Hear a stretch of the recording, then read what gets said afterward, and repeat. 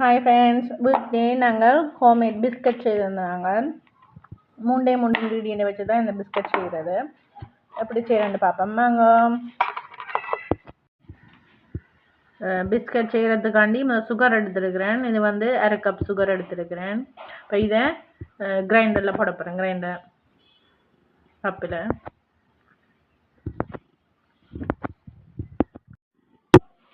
சீனியை இந்த கப்புக்குள்ளே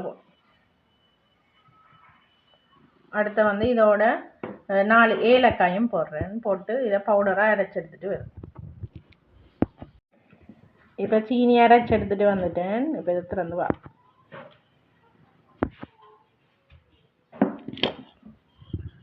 நல்ல ஃபைன் பவுடராக அரைப்பட்டுருக்குது.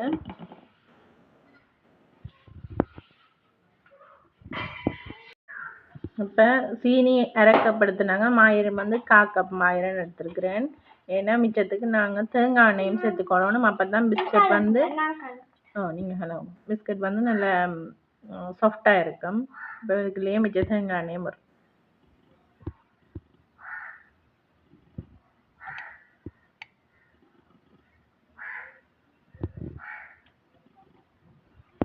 இப்போ மாயரனும் தேங்காய் எண்ணெயும் சேர்த்த கலவையை இந்த பாத்திரத்துக்கு நான் சேர்த்துக்கொள்கிறேன். உப்பு இல்லை பாருங்க, சீனி போட்டாப்புறேன். அடுத்து வந்து இந்த பவுடர் ஆக்கி வச்சுருக்க சீனியும் ஏலக்காயும் அதையும் இதுக்குள்ளே சேர்த்துக்கொள்கிறேன்.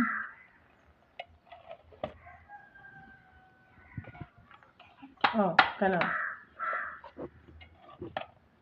ஏலக்காய் சேர்த்தோடய நல்ல வாசனையாக இருக்கும்.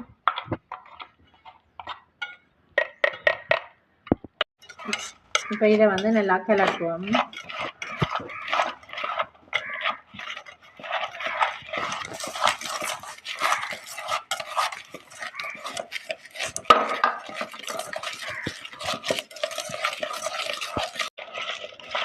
நல்லா கிளப்பட்டுட்டது.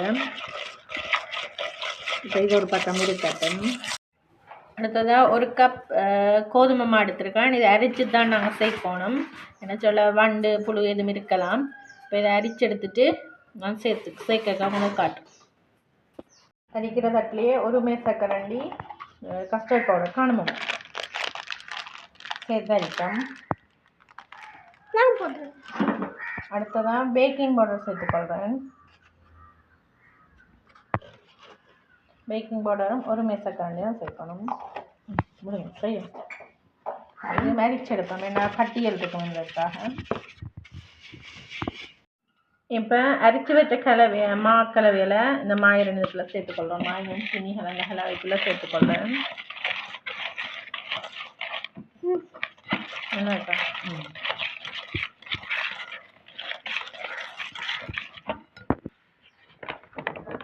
கொஞ்சம் சேர்த்து பார்த்துட்டு இப்போ மிச்சத்தையும் சேர்த்துக்கொள்கிறேன்.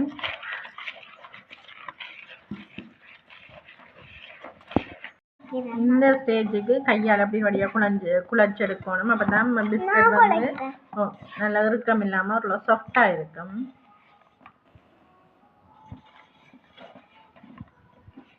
ட்ரேயில் வந்து மாஜரின் அது பூசி வச்சுருக்கேன். என்னென்ன ஒட்டாமல் வரும் என்பதற்காக ஒரு ஒயிட் ஷீட் போட்டு அதுக்கு மாஜரின் பூசி வச்சுருக்கு. இப்போ மாவை வந்து இப்படி சின்ன சின்ன உருண்டையாளாக்கி தட்டி இதுக்குள்ள வைக்கப்போம்.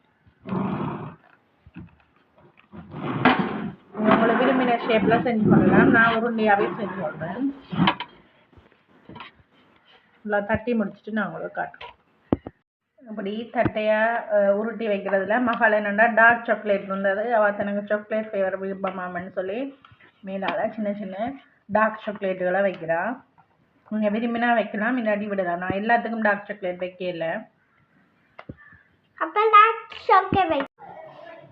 இப்போ இதெல்லாம் வடிவாக மகள் முழுவதுக்கும் டார்க் சாக்லேட் வைக்கணும்னு வச்சுருக்கலாம், அடுக்கியிருக்கேன். இப்போ இதை நான் பேக் பண்ண போகிறேன். 160 பாகசியில் 25 நிமிஷம் பேக் பண்ண போகிறேன். பேக் பண்ணி எடுத்துகிட்டு நான் உங்களுக்கு காட்டுறேன். இப்போ வந்து 25 நிமிஷம் ஆகிட்டு பிறகு திறந்து பார்ப்போம். ஆஃப் ஆகிட்டுது. ரொம்ப சூடாக இருக்கும்.